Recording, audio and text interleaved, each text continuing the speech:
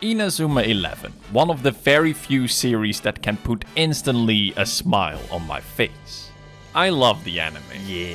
Even Go to a certain degree. I love the movies. I love the live action show. Wait, what? And of course, I love the games. Most of the games were released on the Nintendo DS and 3DS, which makes a lot of sense as the games heavily favor the on-the-go design of the DS. I would describe the games as the perfect oddball mix of football meets Pokemon and Dragon Ball Z. The Pokemon part being the collecting of moves and players, and the Dragon Ball Z part being these over-the-top cool looking moves. Last time I played and reviewed Inazuma 11 Go, Light and Shadow, and while I enjoyed it, I was left with a bit of a mixed feeling. Graphics and story-wise, it was improved heavily. It was good, it was actually kinda great even. But other key elements suffered heavily because of that. While it was still able to capture the typical Inazuma 11 formula, it was an inferior version of what came before. Unfortunately, Inazuma 11 has not taken any stage in the West again since the 3DS games. In Japan, it has been doing a lot more and better, but as always, Japan saves the good and absolute best stuff for themselves. Not cool, Japan. Not cool. But Inazuma 11 does have a release on a console that is not the DS or 3DS. That is where Inazuma 11 Great Road of Heroes comes in. If it was released. Inazuma 11 Great Road of Heroes would be the next gen in Inazuma 11 games, which was planned for the PlayStation 4 and Nintendo Switch. We're right now at the PlayStation 5, so we're kinda lagging behind, okay? But it's going to be released. It's still under development according to the director. Yeah, we had our previews and trailers a long time ago, which by the way still look absolutely fantastic, and I cannot wait to play it. But I probably need to wait a lot longer, as this game gets more delayed than Cyberpunk. But I'm 100% sure it will come out at some point. Definitely. It will. It will. Sure it will. It will, right? Yeah, it will definitely be released. I'm 100% sure of that. So until then, we gotta settle with another Inazuma 11 series that got released on another platform than the DS or 3DS, which is Inazuma 11 Strikers for the Nintendo Wii. A quick disclaimer, Inazuma 11 Strikers is the first installment of the Inazuma 11 Strikers series, and I would love to have played the other ones as well prior to this video, but again, Japan kept the rest of the series to themselves. So yeah, Inazuma 11 Strikers it is, for now. On paper, Inazuma 11 Strikers sounds really cool. It's basically the standard premise at this point.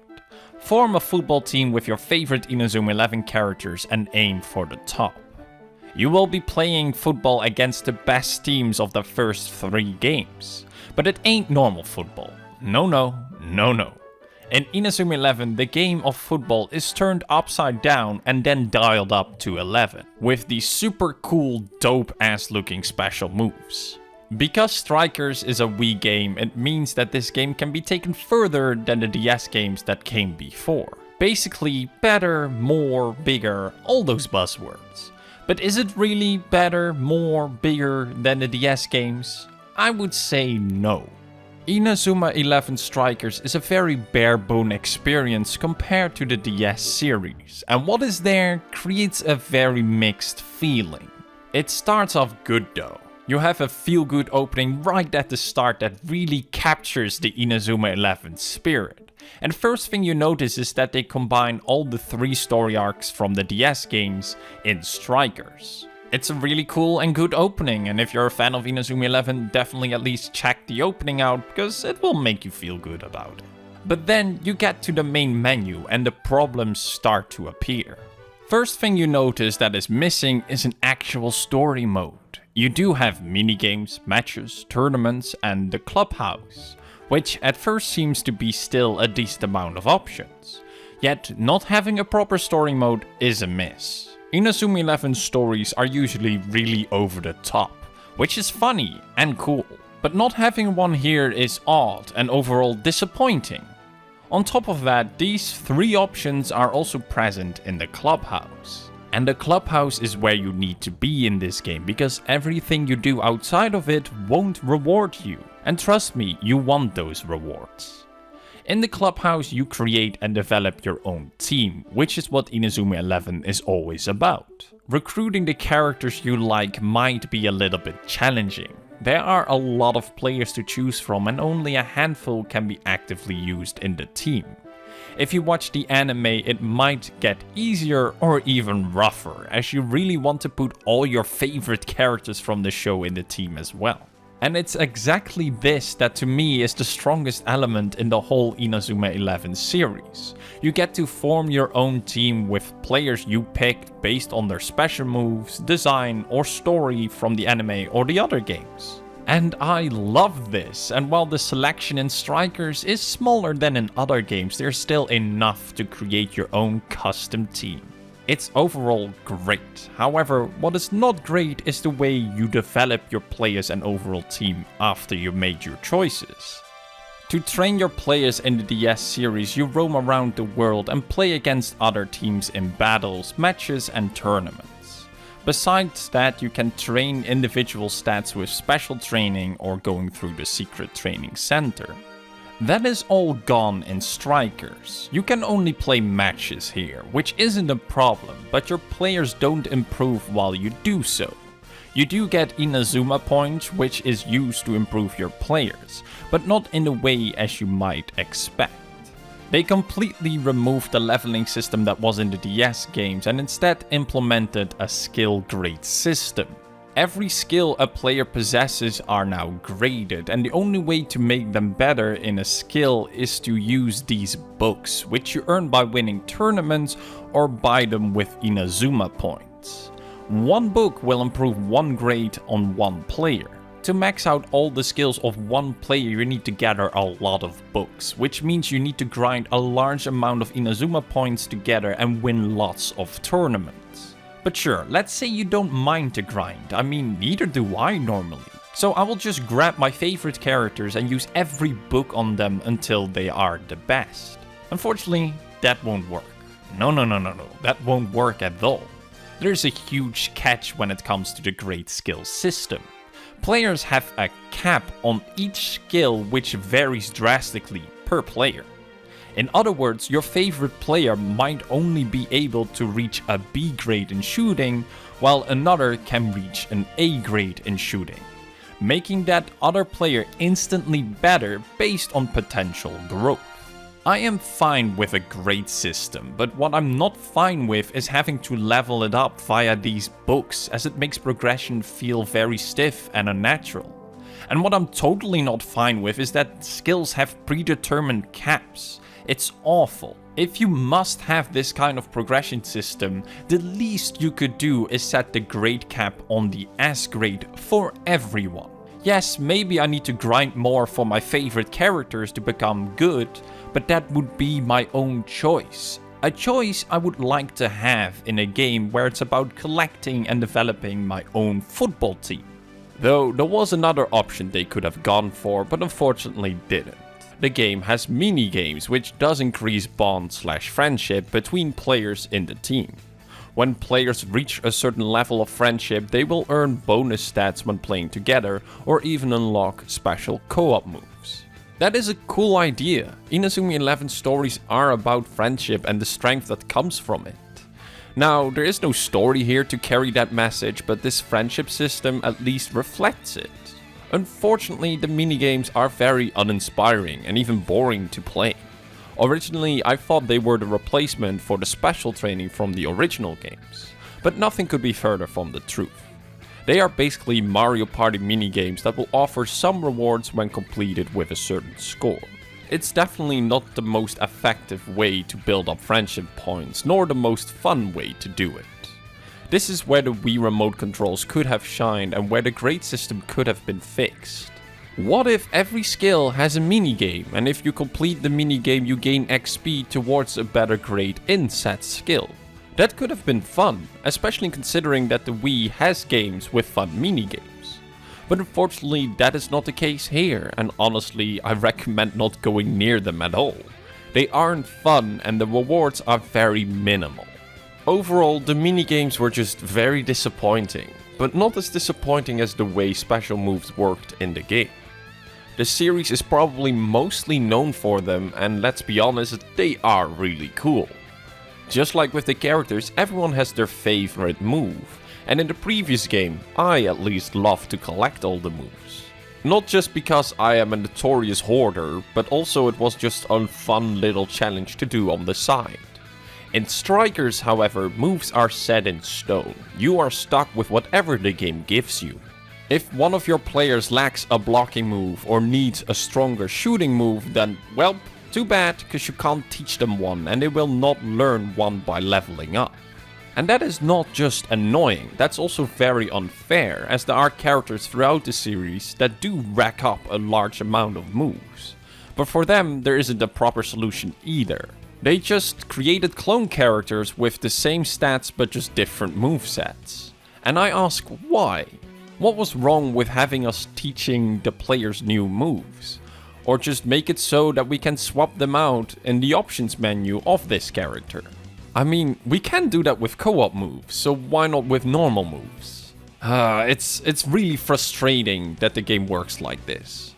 We have seen it done before better, so why change it to something less? There are good glimpses of how well the Inazuma 11 formula works in this game. But they are just that, glimpses. It constantly gets overshadowed by things like how the moves work, or the grade system, or how progression works. And if those elements are not forming a problem, then the gameplay itself will.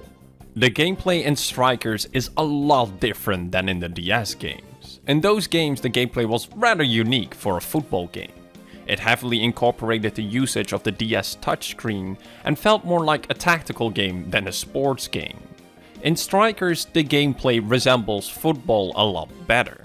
Matches are played fully in real time, therefore there are no pauses or duels on the field where you decide what you're going to do. There's no planning ahead with passes or walking lines. The overall gameplay feels therefore a lot faster, but also less tactical. Special moves still play a big role, but they can't be used whenever you please. Every player has now a special gauge, which first needs to be full before a special move can be performed. As this is a Wii game, there are some motion controls in the game as well. To use a dribble or blocking move, you gotta wiggle the Wii remote a little bit. Of course, once the special gauge is full. Dribble and block moves create temporarily circles around this player, and when the opponent is in it, the special move will trigger. Shooting moves work a little bit different. For those, you have to hold B until the circle around the player appears. This circle indicates which shot the character is going to perform, and if other selective players are in the same circle, it can trigger a co-op shot. Goalkeepers, however, do get sort of say a pass on this special gauge rule and can just fire off special blocking moves whenever they want, which is only fair. Matches take in-game 2 times 30 minutes, which in real life is about 20 minutes, and who scores the most goals wins. And that is basically it. That is the gameplay, and I am not a big fan of it. I mean, it's fun at times, and it definitely looks more like football compared to the DS series. I really like it that the overall game plays faster, but unfortunately it lacks the refined design to support that speed. Players walk in strange patterns, especially defenders. They keep walking backwards while they clearly should be stepping towards the opponent that is charging them. Pass direction works wonky, making passes end up at the wrong players or even the opponent. The overall view of the field is bad, so you don't know where your players or the opponent are. But hey, at least we get those cool looking special moves. They are the staple of the series, and in Strikers they are fantastic. I mean, look at them, so good. They are basically graphical upgraded versions of the DS game's special moves. And if there's one thing this game doesn't lack, it's nice looking special moves. Yes, they are basically window dressing and a little bit of fan service, but I don't care. As a fan of the Inazuma 11 series, I am happy to see these special moves in such high quality. You do have to basically unlock every character to see them all, but it ain't like Inazuma 11 Go Light and Shadow, where the amount of special moves was abysmal. It is nice to see that my favorite teams from the Alia Academy are well represented, and so are the national teams. If you like the regional teams, then you are bound to be a little bit disappointed, as those are kinda skipped on or altered. But no matter how messy or annoying the progression and gameplay gets, you will have a blast looking at these moves. They are flawless. Well, okay, near flawless, because the English voice acting, oh my god, it's terrible. God, no! See, it's terrible, but also kind of funny. The special moves are a little bit out of balance, however. It's not uncommon that you or the opponent gets steamrolled by a large chain of special moves when one side has all the special gauges filled. But especially special shots can be a pain to deal with. You scored a goal and right from the kickoff, before you can even do anything about it, your opponent can charge up their own shot, potentially taking a point as well. On the DS games you could anticipate and act on long shots like these. One of your players can weaken or completely block it with their special move. Plus, these shots lose power as they traveled, but here shots don't seem to lose power at all. And blocking a shot with a defender is really tricky to pull off. Not only because his gauge has to be full, but also it has to basically fly directly at him. And many shots don't even fly near the ground, but instead are fired off mid-air, making it impossible to use blocking moves in the first place. I do suspect that the special moves feel so off balance because during the match you get zero information on the stats of the opponent. Yes, sometimes it's clear that your stats are a lot better than others, but when you are evenly matched it gets tricky. You can't keep up with the element system the game has because the game doesn't tell you in match the elements you face or the grades of the opponent's players. Something as simple as a portrait showing the element and key stats would have helped to create a better judgment of the situation. But that is not here, and instead before the match starts you gotta check every player and memorize all their elements and graded stats to actually be able to create a well-informed decision on your own side. It's safe to say that Inazuma 11 Strikers is not particularly good. I would say Strikers is a good game for Inazuma 11 fans outside of Japan. Unless you play with ROM hacks, Inazuma 11 Strikers is the only way for us to experience all these characters and special moves in this high quality. But if you're not a fan of the series, then I highly recommend not playing this game. I for sure had my fun with it, though it was rough at times. The game does sorta have a special place in my heart, cause look at these shots, they are amazing. But I will not be blinded by my inner Inazuma fanboy. It is a bare-bone experience compared to the DS series. And I highly recommend, if you are interested in the series, to check those out instead of this one. Or you could opt to wait. Inazuma 11 Great Road of Heroes looks amazing and better than everything that came before. And I do mean everything. And it's right around the corner. I just know it. It will come out. Don't lose hope. And if you want to stay updated to when it will be released, be sure to subscribe to my channel. And if you can't wait for Inazuma 11 content, please check out my other reviews on the DS series. Still, Inazuma 11 Great Road will come out. You wait. You'll see. It will come out.